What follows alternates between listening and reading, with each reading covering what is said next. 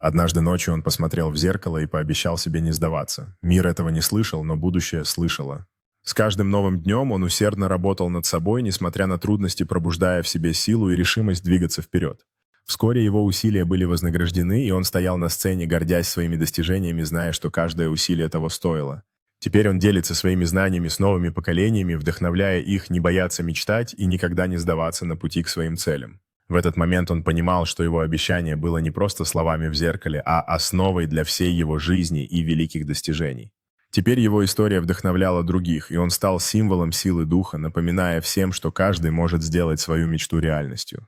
Сидя в парке, он задумался о том, как далеко он пришел, и о том, как важно сохранять обещания, данные самому себе, невзирая на трудности. Каждый новый день приносил ему возможность делиться уроками, которые он узнал на своем пути, и вдохновлять других верить в себя.